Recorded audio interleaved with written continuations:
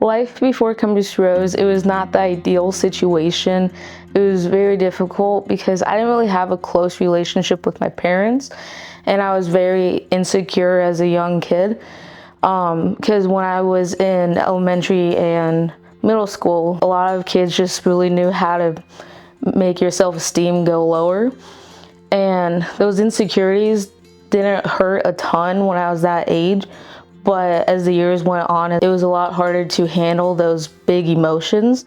You could see her frustration, and it was directed inward at herself. She probably got frustrated with us, but she took it out on herself. We didn't know what she needed. We just knew that we weren't enough. A neighbor 2 doors down had a good friend whose daughter happened to be at Compass Rose, but she didn't want to break any confidentiality. So she called that person. And that person called me, and when I was speaking with her, I realized we had a lot in common. But what was happening is Reagan was in and out of inpatient. It was right at Christmas. She went back inpatient again, and Mike, thank God, had a spot for her. It was a tough, tough decision because nobody wants their baby to go. And so we had to let her go to get her back.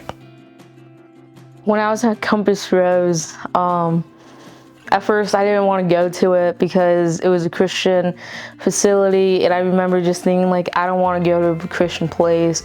Like, I don't have a relationship really with Jesus. Like, what was the point of that? Each student gets a Bible from the school, and I still wasn't really interested in it, but after the first 2-3 months, I actually picked it up and started reading the first book of the Bible, and I found it a little interesting. And music was always one of my favorite things, one of my favorite coping skills.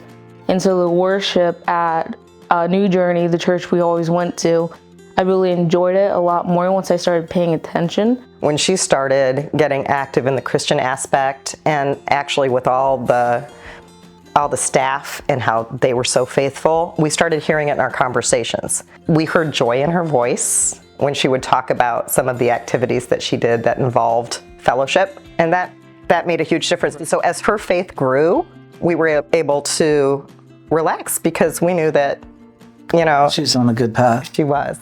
It wasn't until about January of 2022, I think, I actually really started having more of a relationship with Christ, because one of the staff on a really hard weekend I had, he came on his day off and just told his staff, I'll talk to her for a little bit, see if we can calm her down. And he talked to me, and he gave me this book that he was reading, one of his devotionals. And I think what just was so good for me was people reaching out to me about Christ. Just seeing the growth in Reagan, her ability to handle adversity much more positively has been huge. I had a lot of insecurities. I let other people's words affect how I felt about myself. And that really negatively affected me because it was just really hard for me to love myself, know who I really am. And I struggled with that so much through Compass Rose. A lot of my phase questions were about knowing my true identity. And for a long time, it was just so hard. And now with a bunch of friends from college, my Christian groups I do, the church that I do, I've heard so much truth. And it's helped me just tear down all those lies that built up in me for so many years.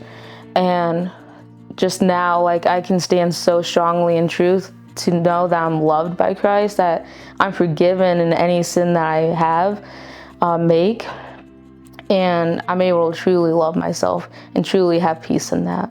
Since she's been back, she's totally, immersed herself in the Christian groups at PFW.